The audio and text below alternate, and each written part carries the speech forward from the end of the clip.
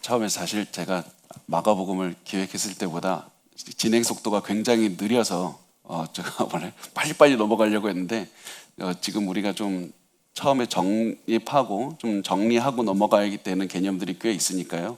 우리가 처음에는 하나씩 하나씩 보고 가지만은 지금 그래서 잘 숙지해 두시고, 그래서 우리가 다음에 지나갈 때는 또 두 번 같이 이제 똑같은 내용을 나누진 않을 테니까요. 우리가 이것을 잘 기억하셨으면 좋겠습니다. 자, 이제 말씀을 전하겠습니다. 자, 이런 말을 들었습니다. 아내에게 85% 충실한 남편은 전혀 충실하지 않은 남편이다. 저는 이 어떠한 목사님께서 하신 이 말씀을 듣고 정말 맞다고 생각했습니다. 왜냐하면 이 세상에 풀타임 남편만 있지 파트타임 남편은 없기 때문입니다. 85% 충실했다면 그거 충실하지 않은 겁니다. 그런데 만약에 어떤 사람이 아내에게 내가 당신에게 85% 충실했으니까 대부분을 당신을 사랑하기 위해서 사용하고 있잖아. 그러니까 내가 인생의 15%는 내가 다른 여자를 위해서 쓰겠다. 이러면 벌써 여러분이 눈길이 뜨거워져서 제가 그러겠다는 얘기가 아닌데요. 만약 이런 생각을 하는 사람이 있다면 우리 굳이 따질 필요도 없이 이 사람의 생각이 잘못되는 것은 우리가 금방 알 수가 있을 겁니다. 이렇게 부부 관계에서 잘못된 것들은 우리가 금방 알 수가 있는데, 이것들을 우리는 아무렇지도 않게 하나님과의 관계에 적용하는 것들이 너무나도 쉽게 적용을 하고 있습니다. 내가 예수님한테 이 정도 했으면 충분하지 않는가? 내가 예수님한테 85% 정도 충실했으면 예수님 거 충실한 것 아닙니까? 내가 내 인생에 어려움이 많이 있었음에도 불구하고 내가 85%나 충실했습니다. 그 다른 사람들은 이만큼 하지도 못합니다. 네, 그러니까 내가 이만큼 했으니까 15%는 다른 사람이나 나 자신을 위해서 살겠습니다. 혹시 우리가 이런 모습으로 살아가고 있지는 않습니까? 우리가 하나님께 어느 정도 드렸으니까 나머지는 나를 위해서 살겠다는 그런 마음으로 살고 있지는 않습니까? 만약에 그런 부분이 있다면, 하나님 내가 이 정도 드렸었는데 여기까지는 내가 못 드리겠습니다. 내가 다 용서해도 이 사람은 용서 못 하겠습니다. 내가 하나님께 다 충실해도 내가 이 부분만은 충실하지 못하겠습니다. 만약에 이런 부분이 있다면 우리 그것마저도 삶을 바꾸시고 하나님께 전부를 드리시기 바랍니다. 내 인생 전부를 예수님만을 위해서 사시기 바랍니다. 왜냐하면 예수님이 우리 인생의 주인이시고 예수님은 우리의 전부를 원하시기 때문입니다. 그리고 오늘 본문을 보면 예수님께서 온 세상의 주인이시자 우리 인생의 주인이라는 사실을 오늘 본문에는 계속해서 말씀을 하고 있습니다. 그리고 그 사실을 오늘 본문은 예수님께서 주인이시다 이렇게 직접 말하는 것이 아니라 어떻게 말을 하고 있냐면, 예수님께서 안식일의 주인이라는 말씀을 통해서 예수님은 온 세상의 주인이자 우리 인생의 주인이라고 말씀을 하고 있습니다. 자, 그래서 우리가 안식일에 대해서 우리가 조금 이해를 해야지 예수님께서 안식일의 주인이라는 말씀에 대해서 우리가 충분히 이해를 할 수가 있습니다. 그래서 우리가 안식일에 대해서 좀 살펴보기로 원합니다. 안식일이란 말은 히브리어로 샤바트라는 말인데 멈추다, 중지하다라는 겁니다. 멈추고 중지하는 겁니다. 안식일은 중지하는 날입니다. 그런데 안식일은 모든 일을 중지하는 날은 아니었습니다. 안식일은 내가 평소에 반복하는 일들 중에서 중지해도 되는 일들을 중지하는 거고, 나머지 시간은 하나님께 집중을 하는 것이 안식일입니다. 그러니까 중지하면 안 되는 일들, 그 일들은 계속해서 하면서 모든 시간을 하나님을 생각하고 하나님을 위해서 살고 예배드리고 또 하나님을 섬기기 위해서 공동체를 섬겨야 된다면 또 그 일을 하는 날이었습니다. 그래서 일하는 사람들은 매일 반복해서 일을 하다가 하루 쉬면서 하나님께 주기적으로 이 안식일마다 주기적으로 더 깊게 집중할 수 있는, 그래서 오히려 힘을 얻고 그 시간을 통해서 살아갈 마음이 새롭게 되는 그런 시간이 바로 안식일이었습니다. 하나님의 이런 뜻이, 안식일에 대한 이런 뜻이 잘 드러나 있는 곳이 하나님께서 모세에게 10계명을 주셨을 때였습니다. 그때 하나님께서 안식일에 대해서 말씀을 하셨는데요, 이 출애굽기 20장 8절에서 10절은 이렇게 말씀을 합니다. 우리 같이 읽어보겠습니다.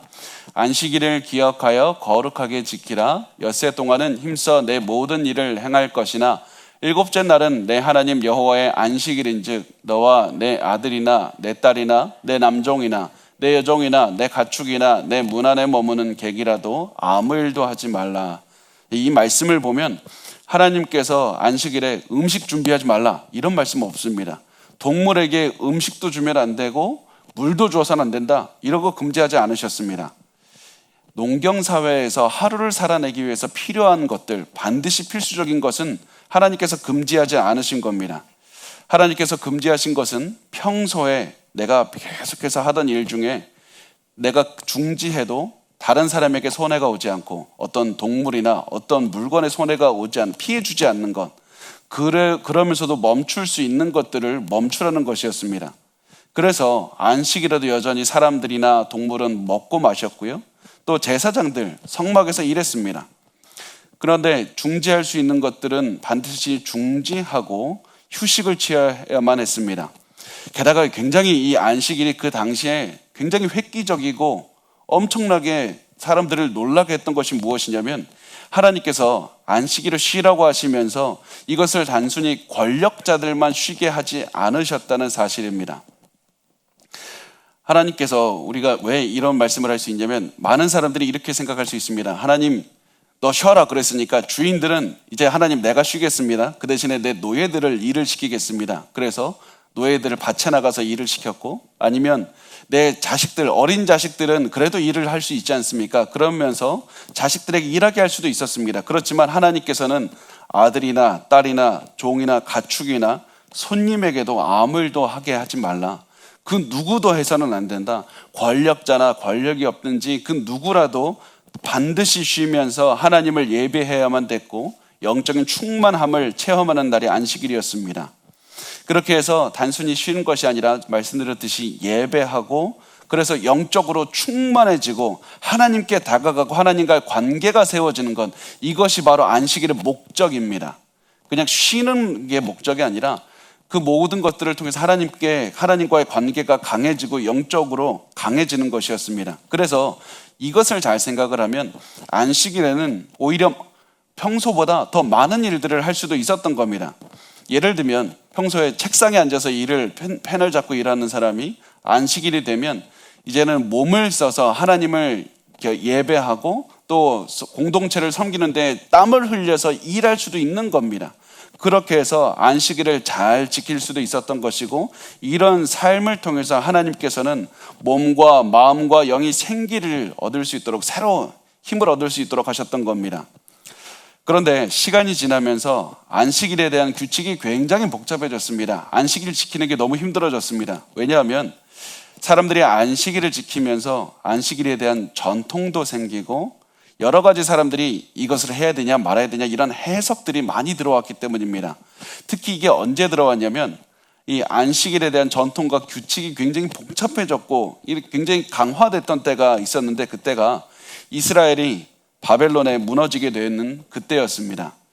그때 항상 우리 호산나 교회 성도들은 기억하셨으면 좋겠습니다. 586년 제가 어렸을 때 펜티엄 586 컴퓨터 생각하면서 펜티엄이 나왔을 때 바벨론으로 이 이스라엘 예루살렘이 무너졌다 이렇게 외웠는데요. 그렇게 하면 좀 외우기가 쉽습니다. 저 이상한 사람이 아니고. 네. 그런데 이때 기원전 586년에 바벨론이 와서 예루살렘 성전을 파괴했고 예루살렘에 살던 많은 사람들을 바벨론 유술하고 해서 많은 다른 곳으로 억지로 이끌어갔습니다. 그래서 예루살렘에 있던 특히 귀족들, 이 왕족들, 제사장, 그러니까 지도자 계층을 강제로 이주시킨 겁니다. 그때까지 이스라엘 사람들은 예루살렘 성전에서 예배를 드리고 제사를 드리는 것이 자신의 정체성이었습니다. 그러니까 이스라엘 사람들은 누구냐? 이스라엘 사람들의 정체성 가장 중요한 게 무엇이냐? 예루살렘 성전이고 예루살렘 성전에서 제사를 드리는 게 바로 이 이스라엘이라 내가 이스라엘 사람이기 때문에 바로 그 예루살렘 성전에 간다. 그래서 예루살렘 성전은 이스라엘 사람들의 정체성이고 정신이고 그 모든 것이었습니다. 그런데 이제 바벨론 때문에 성전도 파괴되고 제사도 드리지 못하게 됐습니다. 그래서 다른 이 고향이 아닌 예루살렘에서 벗어나서 다른 곳에서 사는 사람들은 이제 한 가지 질문을 하게 됩니다. 우리가 유대인이라는 사실을 어떻게 유지할 수 있을 것인가? 우리가 유대인이면 마치 우리나라 교포들, 한국 교포들은 외국 나가면 한국인이면 김치지라고 하면서 이 김치로 생각을 하는 것처럼 유대인이라는 것을 규정하고 또 유대인들끼리 하나로 모을 수 있는 것이 도대체 무엇이냐? 그 질문에 대한 대답이 바로 율법이었고 안식일이었던 겁니다.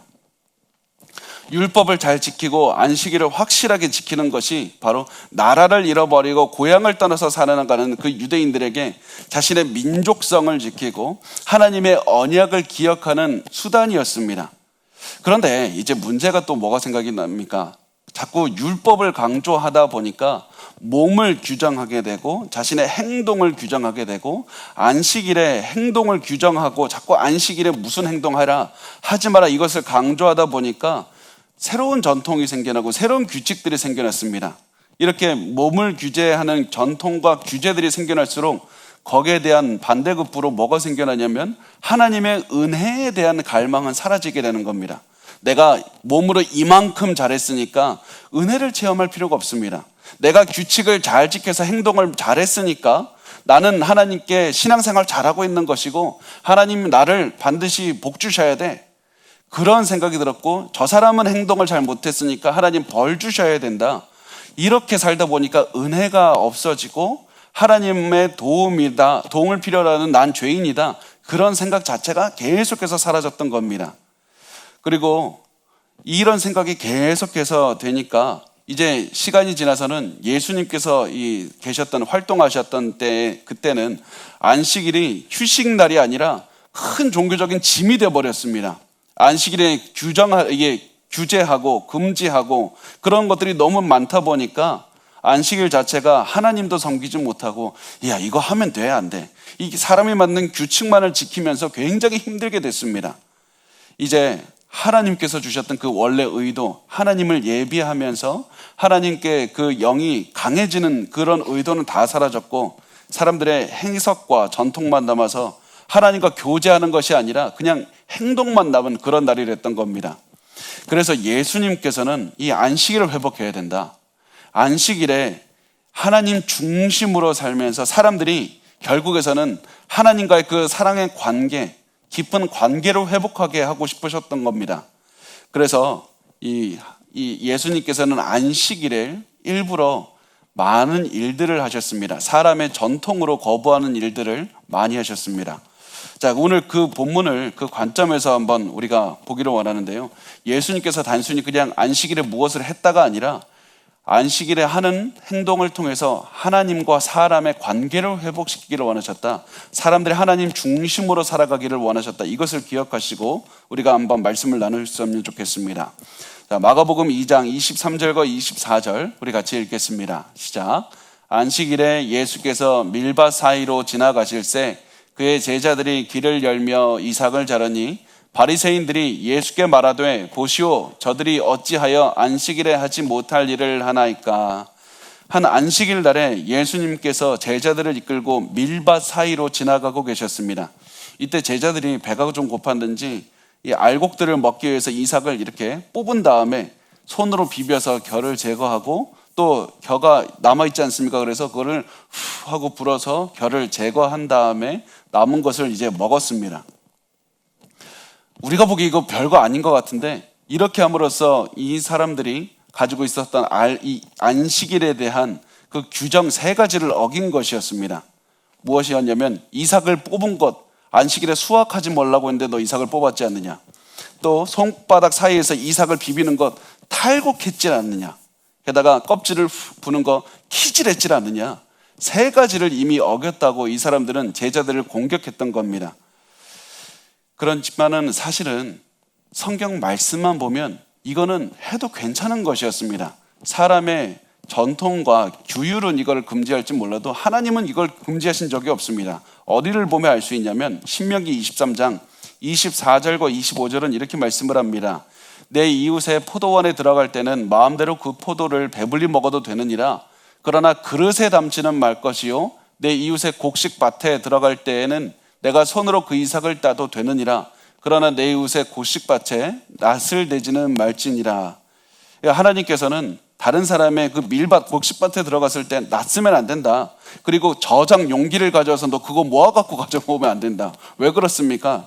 자신이 잠시 배가 고프니까 줄인 배를 채우기 위해서 남의 밭에 들어가서 조금 먹는 거 그거는 괜찮다. 그렇지만 남의 곡식을 일부러 들어가서 부당하게 남의 거 뺏어오기 위해서 아니면 훔쳐오기 위해서 남의 노력을 내 것으로 탈취하기 위해서 이렇게 낫 가지고 가서 그거 한 다음에 담아오면 그거는 안 된다라고 금지하셨던 겁니다. 그래서 이 말씀에 비추어 보면 제자들이 잘못한 것은 하나도 없었습니다. 그렇다면 뭐가 문제입니까? 안식일에 세워진 전통과 규제를 어긴 것이었습니다. 사람이 만든 것을 어긴 겁니다. 그래서 예수님은 이렇게 응답을 하셨습니다. 마가복음 2장 25절에서 26절에 보면 예수께서 이르시되 다윗이 자기와 및 함께 한 자들이 먹을 것이 없어 시장할 때 한 일을 잊지 못하였느냐. 그가 아비아달 대제사장 때 하나님의 전에 들어가서 제사장 외에는 먹어서는 안 되는 진설병을 먹고 함께한 자들에게도 주지 아니하였느냐. 예수님께서 이렇게 말씀하실 때 항상 이렇게 응답을 하십니다. 너 이거 못 읽어봤니? 야, 이거 안 읽어봤냐? 예수님께서는 성경에 있는 기록들을 너 이거 읽어봤으면 알아야 되는데 오히려 이렇게 성경을 사람들이 가장 잘 안다고 생각하는 성경의 교사들이라고 생각하는 바리새인들에게 야, 너네 이거 못 읽어봤냐? 당연히 알고 있죠. 그러면서 예수님께서는 다윗의 한 일을 언급을 하셨는데 이때가 언제였냐면 우리가 지난번에 그 사무엘상 나눴을 때 다윗이 사무엘로부터 도망가고 있었습니다. 그때 먹을 것이 없으니까 노베에 있는 그 제사장에게 왔고 이 제사장이 다윗을 보고 당신 여기서 뭐합니까? 그러니까 사실은 제가 지금 비밀 임무를 수행 중입니다. 그래서 사울 왕을 빼고는 아무도 내가 여기 있는 거 모릅니다. 그런데 내가 급하게 나오다 보니까 그동안은 먹지를 못했습니다. 그러니까 먹을 게 뭐가 있습니까? 그렇게 물었고 아히멜렉은 우리가 당장에 먹을 수 있는 것은 없고 하나님께 바치는 떡만 있습니다. 이거 제사장에게만 줄 수 있는 겁니다. 그런데 제사장들만 먹을 수 있는 떡을 지금 이 아히멜렉 제사장이 제사장도 아닌 다윗에게 주었다는 겁니다. 그리고 다윗이 먹었고 다윗과 함께한 사람들도 제사장이 아니었는데 그것을 먹었던 겁니다. 그래서 지금 이 말씀을 보면 다윗은 자신이 먹어서는 안 되는 떡을 먹은 겁니다. 왜 그런데 이것이 용인이 됐습니까? 배고프니까요. 사람의 필요는 어떤 이 규율보다 중요하다는 겁니다. 예수님께서 말씀하시는 것은 다윗이 배가 고프다는 이 사실은 이 떡이 제사장만 먹어야 된다는 이 종교적인 규율보다 더 중요한 것이다. 왜냐하면 이 규율이 왜 있는 것이냐? 이 규율보다 사람이 더 중요하기 때문이고 규율이 존재하는 이유는 사람이 하나님과 교제하게 하기 위해서 존재하는 것이지 이것을 단순히 행동을 규제하기 위해서 만든 것이 아니다. 하나님께서 이 모든 규율, 너희들이 규율을 세우고 하나님께서 율법을 주신 그 목적을 이해해야 된다. 하나님과의 교제와 사람들이 하나님 안에서 더욱더 기뻐하며 그 교제를 누리기 위해서 주셨다는 사실을 기억하라고 말씀을 하시는 겁니다. 그리고 이것이 안식일에 대한 규정에도 동일하게 적용이 되어야 된다고 예수님은 말씀을 하는 겁니다. 그래서 27절 한번 같이 읽어볼까요? 시작. 또 이르시되 안식일이 사람을 위하여 있는 것이요 사람이 안식일을 위하여 있는 것이 아니니. 하나님께서 안식일을 주신 목적은 사람들에게 복을 주기 위해서 안식일을 주셨다는 겁니다. 이게 사실 그 당시에는 굉장히 놀라운 것이었습니다. 왜냐하면 그 당시에 고대에 있는 모든 신들은 사람들이 신을 위해서 고생하게 만듭니다. 희생하게 만듭니다. 특히 뭐가 있었냐면 그 고대의 신들은 특히 이제 모세 때 그때 신들은 사람들이 이렇게 생각했습니다. 신은 다 할 수 있는데 자기 혼자 밥 먹는 건 못하는 겁니다. 그러니까 사람들이 제사를 통해서 신들에게 밥을 주면 그 좋은 고기를 갖다 주면 신이 그 좋은 고기를 제사를 통해서 먹고 사람들의 그 뜻을 들어준다고, 소원을 들어준다고 생각을 했습니다. 그래서 사실 어떻게 했냐면 사람들이 신에게 고기 준다고 이렇게 한 다음에 제사를 드리면서 고기 잘 구워서 자기들이 먹었죠. 이렇게 해서 사람들의 기본적인 생각은 우리가 신을 위해서 수고하고 희생하고 고생하면 그 대가로 신이 우리에게 복을 준다는 것이었습니다.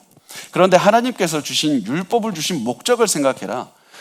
율법을 주신 목적은 사람들을 고생하게 하고 수고하게 하고 힘들게 하기 위해서 만든 것이 절대 아니다.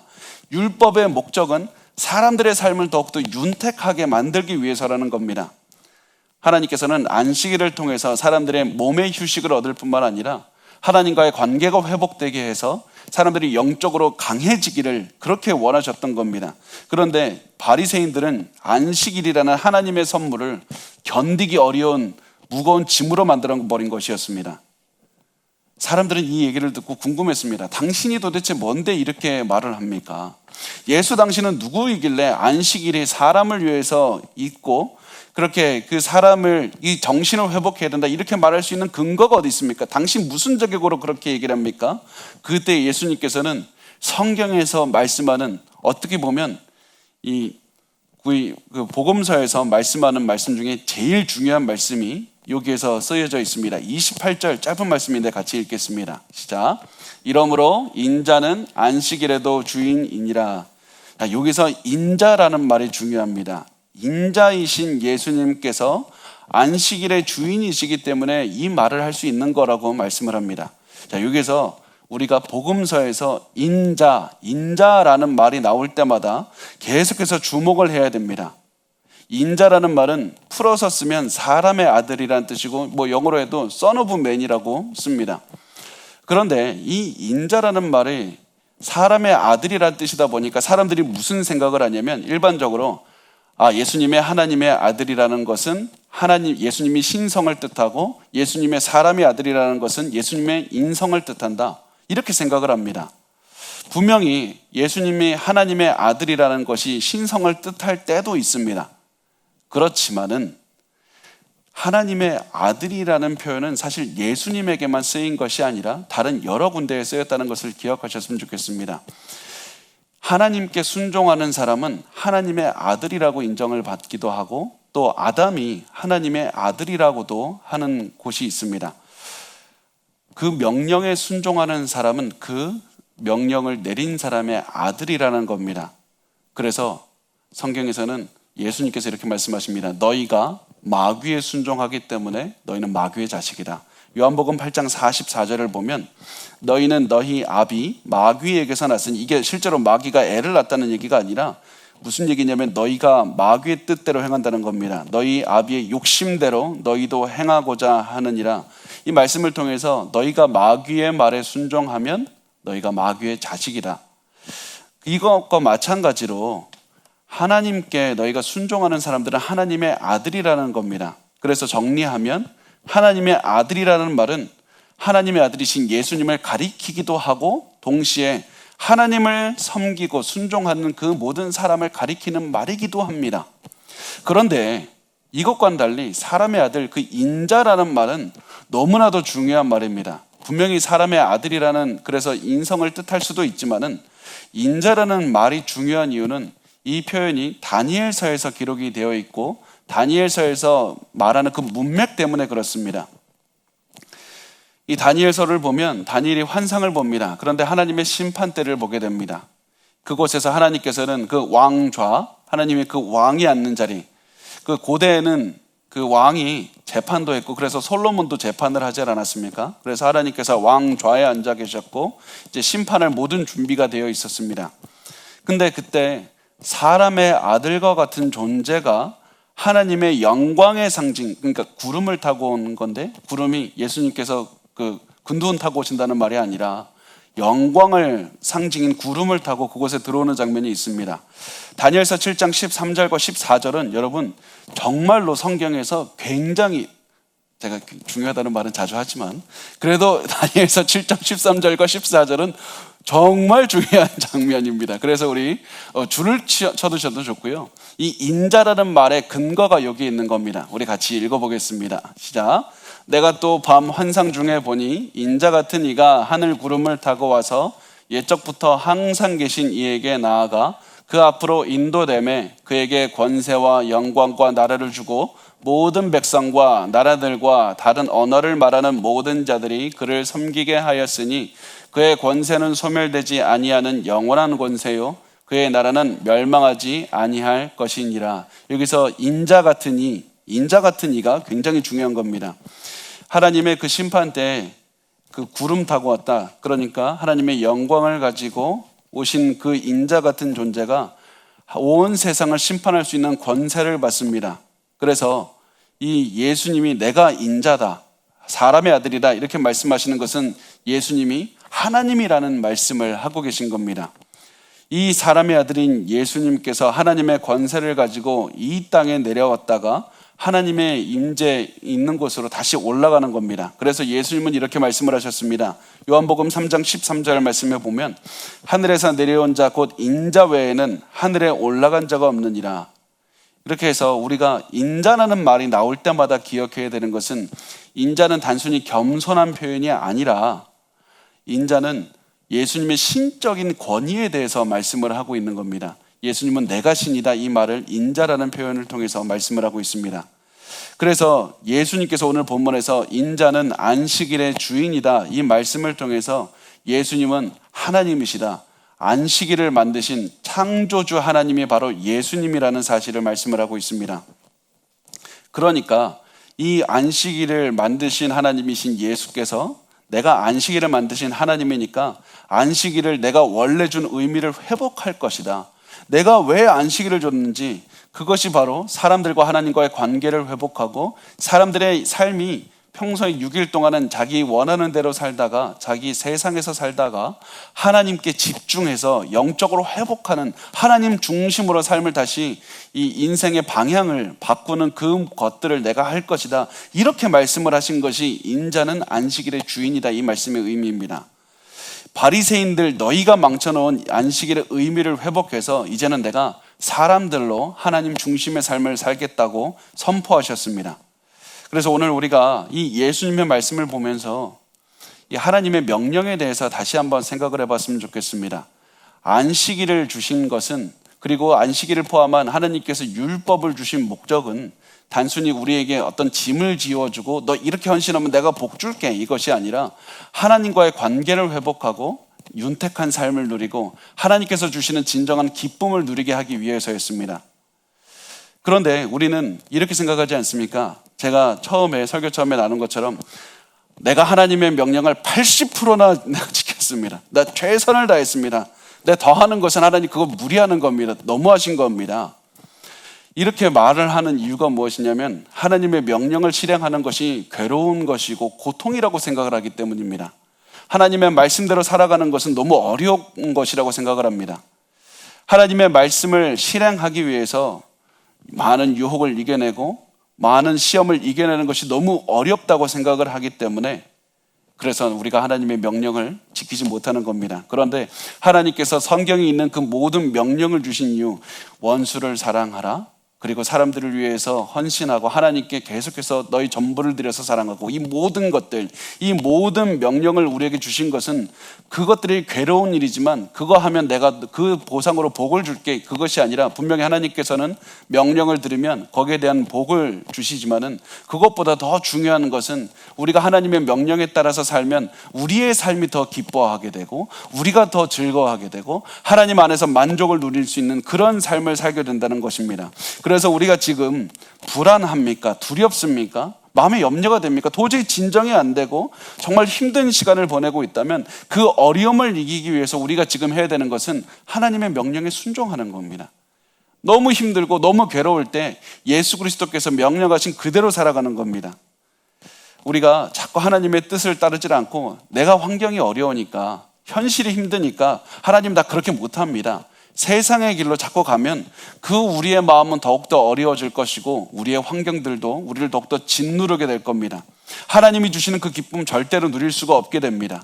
우리가 이 너무나도 어려운 상황에서 내 능력을 벗어나는 이 환경에서 하나님의 능력을 체험하고 하나님의 사랑을 체험하고 정말 도저히 내 환경이 허리케인같이 모든 폭풍이 가득한 이곳에 기쁨과 평안함을 누릴 수 있는 유일한 방법, 그것은 하나님의 말씀에 순종하는 것이라는 마음을 가지고 우리가 기뻐함으로 순종했으면 좋겠습니다. 또 우리가 여기서 한 가지만 더 제가 추가해서 말씀을 드리면 우리의 삶과 전통이 있어서 혹시 그것이 하나님의 뜻을 따르기에 어렵게 만들진 않는지 한번 돌아봤으면 좋겠다는 겁니다. 마치 이 이스라엘 사람들이 안식일을 잘 지키려는 그 의도는 좋았는데 그러다 보니까 자꾸 잘못된 것들이 들어와서 하나님과의 관계를 멀어지고 가장 본질을 잃어버렸듯이 혹시 우리도 우리의 삶의 전통이나 그런 규칙들, 규율들이 생겨나서 우리가 하나님과의 관계를 막고 있는 것은 아닌지 한번 돌아봤으면 좋겠습니다. 사실 모든 성도는 자기가 알게 모르게 자기만의 루틴이 있고요. 신앙생활하는 그런 방식이 다 있습니다. 우리 교회도 지금 생긴 지 얼마 안 됐지만은 우리 교회도 시간이 지나면서 우리 교회만의 전통이 생길 것이고 또 우리 교회를 오래 다닌 분들만의 그런 규율과 전통이 암묵적으로 생길 수도 있습니다. 그런데 이것들이 뭐 생기면 좋은데요. 이것들이 혹시라도 너무 강해져서 전통에서 벗어나면 우리가 불안하게 되기도 하고 어떤 사람이 우리의 전통에서 벗어나게 되면 저 사람을 손가락질하게 되는, 비난하게 되는 그런 일들도 벌어지게 되는 것입니다. 우리가 그래서 전통이나 규율이 있는 것은 참 좋지만은 우리의 전통이 어떤 전통이 되어야 되냐면 우리의 행동을 규율하는 전통이 아니었으면 좋겠습니다. 우리의 마음을 규율하는 전통이 되었으면 좋겠습니다. 그래서 우리의 항상 마음의 전통이 있어야 되는데 그 어떤 전통이냐면 항상 돌아봤으면 좋겠습니다. 나는 지금 겸손한가? 나는 아침에 일어났을 때 내 마음이 깨끗함으로 시작하고 있는가? 하루를 마무리할 때 내가 화해하지 못한 사람은 없는가? 용서하지 못한 사람은 없는가? 내 마음이 여전히 불안한가? 나는 오늘 하나님의 말씀을 묵상했는가? 마음의 전통을 계속해서 쌓아갔으면 좋겠습니다. 그렇게 해서 우리가 그렇게 내면이 먼저 변하고 내면이 하나님과의 관계에 더욱더 우리가 헌신되게 되면 우리의 나머지 삶, 겉으로 드러나는 삶은 당연히 변할 수가 있습니다. 그래서 우리의 전통이 우리의 행동을 규율하는 것이 아니라 우리의 마음을 규율했으면 좋겠습니다. 그런 마음으로 우리가 신앙생활하기를 바랍니다.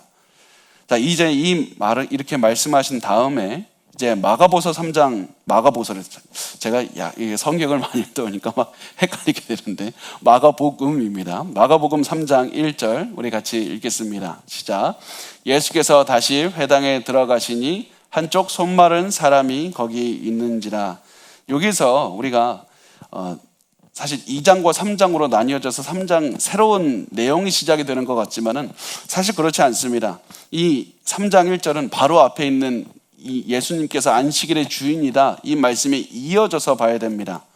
사실은 이 장과 절을 구분한 것이 어떤 학자들이 모여서 회의해서 구분한 게 아니라 이 인쇄술도 발달하고 막 그러면서 성경을 잘 모르는 사람들까지 이렇게 구분을 하게 되거든요. 그러다 보니까 구분을 하면 안 되는 곳에 장과 절이 구분되는 경우도 굉장히 많습니다. 그럼 바꾸면 되지 않습니까? 바꾸면 우리 성경을 다시 다 외워야 되고요. 예전에 100년 전에 했던 말씀이 지금 또 다른 구절이 되고 막 그래서 이거 막 바꾸지를 못하는 겁니다. 그래서 이것이 한 내용인지 그냥 그것이 잘 어떤 하나의 그 내용 안에 잘 들어와 있는지 그것을 알기 위해서는 3장으로 넘어갔습니다. 4장으로 넘어갔습니다. 그런 것을 볼 것이 아니라 내용 전체를 한번 보고 내용의 흐름을 보고 판단해야 된다는 것을 기억하셨으면 좋겠습니다. 그래서 3장 1절은 오늘 나누는 말씀은 2장에 있는 말씀에 이어서 하는 말씀입니다.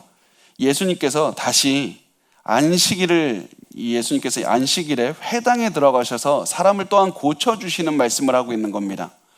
예수님께서 자꾸 또 안식일에 가시고 또 회당에 또 가시고 자꾸 안식일과 회당이 반복되는 이유가 무엇입니까? 그 이유가 무엇이냐면 다시 말씀을 드리면 예수님께서 이 정도로 강조해서 안식일과 회당, 자꾸 회당에 들어가서 안식일에 대해서 말씀을 하신 이유는 바리새인들이 하나님에 대해서 가지고 있는, 그래서 바리새인들의 영향을 받은 이스라엘 백성들의 하나님에 대해서 가지고 있는 관점까지 그것을 바꾸라고 하시는 겁니다. 너희 생각에는 하나님께서 굳이 인간을 창조하신 다음에 너 이 명령 지켜라, 저 명령 지켜라, 그렇게 명령을 지키라고 하신 다음에 명령 안 지키면 복수할 거야 이렇게 하면서 처벌하시는 그런 치졸한 분이 아니다. 하나님께서 너희를 굳이 창조하셔서 너에게 율법을 주신 이유는 너희를 사랑하셔서 하나님의 백성 안에서 기쁘게 살면서 하나님과 동행하기를 원했기 때문이라는 겁니다.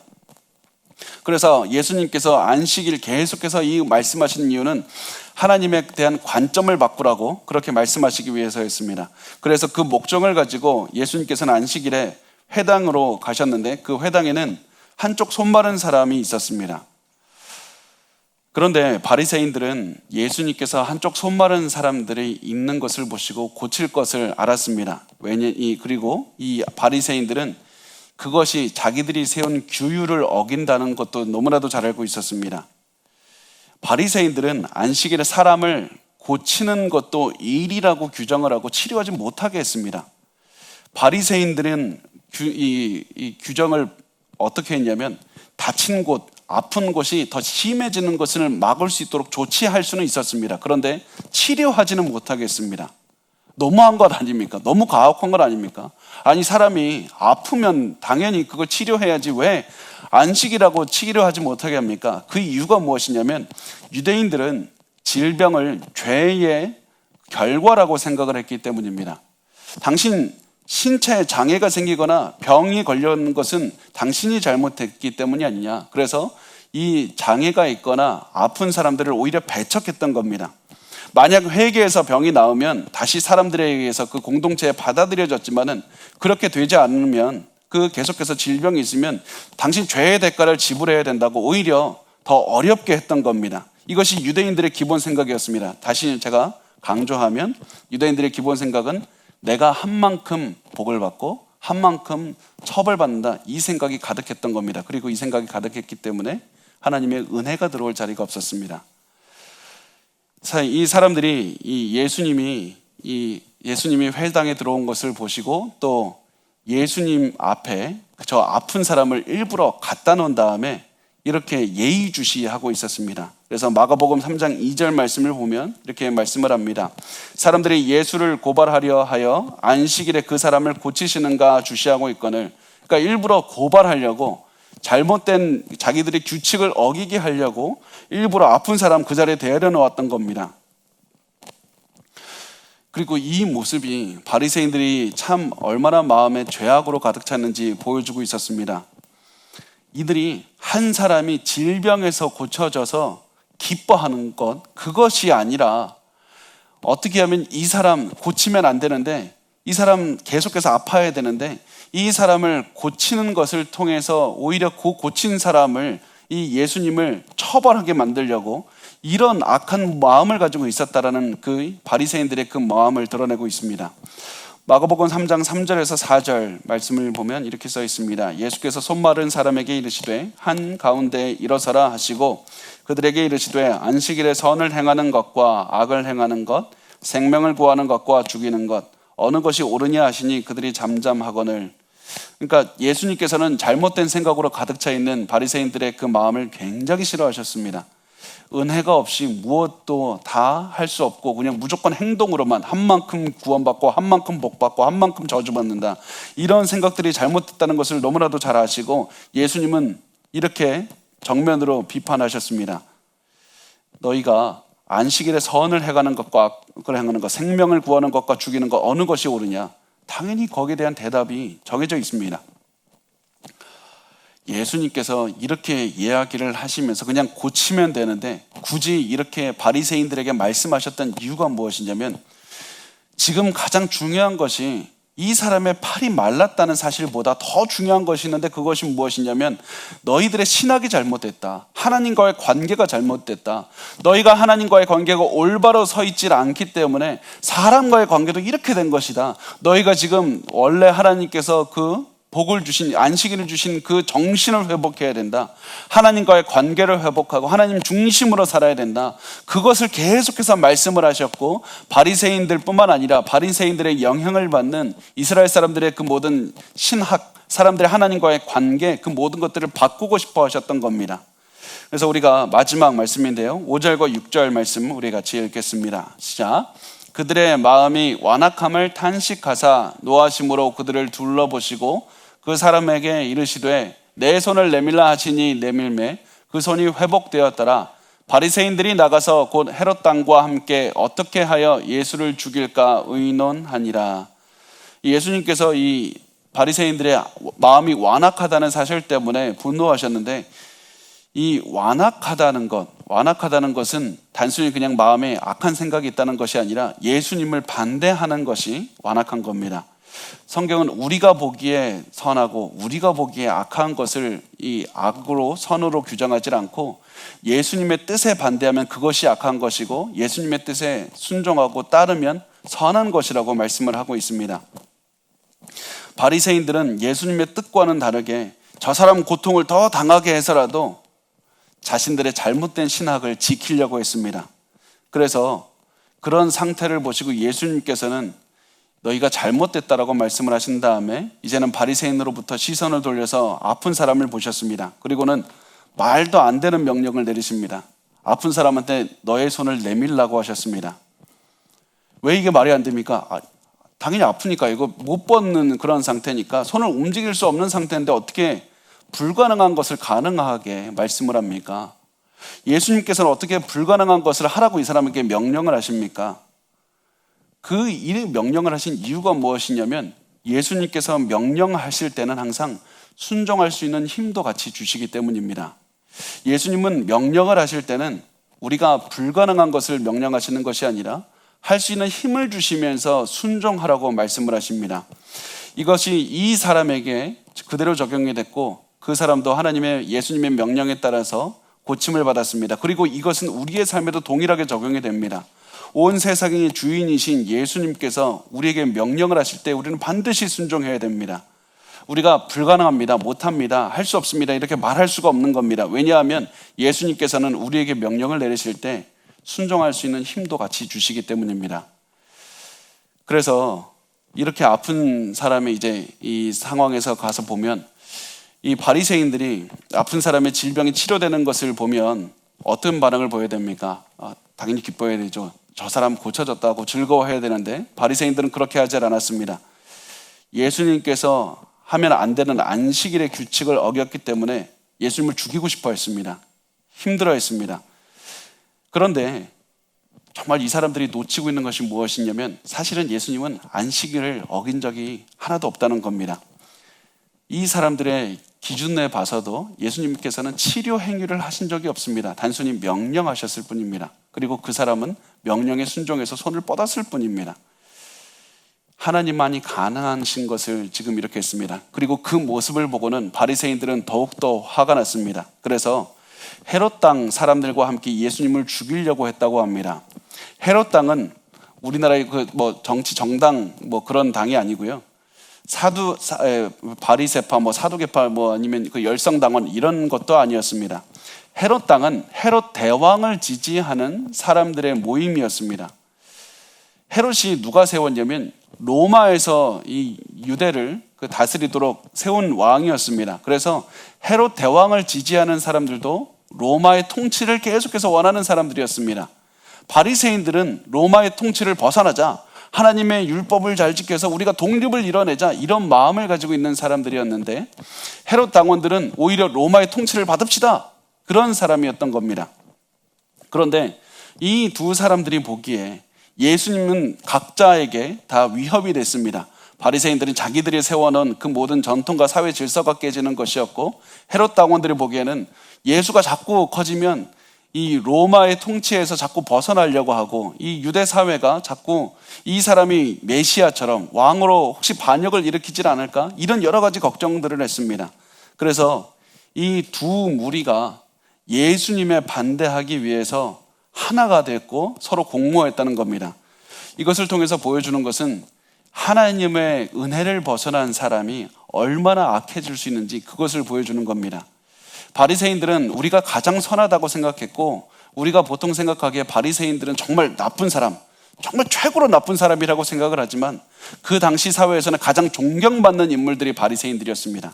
가장 최고로 존경받고 가장 금식도 많이 하고 가장 구제도 많이 했던 사람들이었습니다. 그런데 이들이 왜 이런 악한 마음을 가졌다고 말씀을 하냐면 마음이 하나님께 가지 못하고 자꾸 행동만 남았기 때문이었습니다. 그래서 이들이 완악했기 때문에 주님을 거부했고, 그랬기 때문에 이렇게 헤롯 땅 전혀 마음이 맞지 않는 사람들과 합세해서 예수님을 반대하려고 그런 행동까지 했다는 겁니다. 오늘 우리가 말씀을 나눴는데요. 오늘 말씀을 보면서 우리가 반드시 사실 하나를 기억하셨으면 좋겠습니다. 마가복음은 오늘 이 안식일에 대한 말씀을 통해서 그냥 안식일에 대한 말씀만 하는 것이 아니라 예수님이 온 땅의 주인이시고 예수님은 우리의 삶의 주인이라는 사실도 계속해서 마치 확성기를 들고 우리 귀에 대고 외치듯이 계속해서 크게 말하고 있는 겁니다. 성경은 계속해서 예수님이 창조주 하나님이시고 예수님이 심판주이시고 온 세상을 통치하시는 왕이라는 사실을 안식일의 주인이다, 안식일에 그 하나님께서 예수님께서 안식일을 만드셨다라는 그것을 통해서 보여주고 있는 겁니다. 그래서 오늘 우리가 반드시 기억해야 되는 것은 말씀을 묵상하면서 예수님을 높여야 된다는 겁니다. 예수님을 높여야 되는 것이 우리가 실천하는 방식입니다. 자, 그러면 우리가 두 가지만 나눴으면 좋겠는데요. 어떻게 하면 예수를 높일 수 있는가? 첫 번째, 무조건 순종하시길 바랍니다. 무조건 순종하셨으면 좋겠습니다. 우리는 예수님의 말씀에 따르기를 너무나도 어려워합니다. 조금이라도 순종하면 사람들이 굉장히 박수 쳐주고요. 그 정도만 해도 충분하다고. 그런데 어떠한 사람들도 내가 아내에게 80%나 대해서 충실했습니다. 그럼 박수 쳐주는 사람 아무도 없습니다. 그런 사람 있으면 안 되겠죠. 하나님께 80% 충실했다고 하면 박수 쳐주는 사람들이 너무나도 많습니다. 우리가 하나님께는 100% 순종해야 되고 하나님께서 명령하시면 그 명령을 이룰 수 있는 능력도 주신다는 그 마음을 가지고 우리가 충성했으면 좋겠습니다. 두 번째, 하나님을 높이기 위해서 해야 되는 마지막은 사람들을 사랑하시길 바랍니다. 성경은 사람을 사랑하지 않고는 하나님을 높이고 하나님을 사랑할 수 없다고 말씀을 합니다. 요한일서 4장 20절은 이렇게 말씀을 합니다. 누구든지 하나님을 사랑하노라 하고 그 형제를 미워하면 이는 거짓말하는 자니 보는 바 그 형제를 사랑하지 아니하는 자는 보지 못하는 바 하나님을 사랑할 수 없느니라. 우리는 예수님께 순종하기 위해서 사람을 사랑해야 됩니다. 원수를 사랑해야 되고 용서해야 됩니다. 어렵죠. 어렵습니다. 그렇지만 그 손이 마른 사람이 예수님께 순종해서 뻗었을 때 그것을 할 수 있는 능력을 체험할 수 있었듯이 우리도 어렵지만 예수님의 말씀에 순종해서 용서하고 사랑하고 베풀면서 살아간다면 우리가 예수님께서 주시는 그 불가능을 가능케 하시는 능력을 체험하게 될 겁니다. 그래서 우리가 예수님이 우리의 전부를 원하신다는 사실을 기억하시고 이렇게 기도하셨으면 좋겠습니다. 하나님, 내가 지금까지 최선을 다해서 80%밖에 하지 못했습니다. 그러나 이제는 내가 나의 능력으로 살아가는 것이 아니라 하나님의 능력으로 살아가기를 원합니다. 하나님, 내가 100% 하나님께 충성하기 위해서 나에게 능력을 허락하여 주십시오.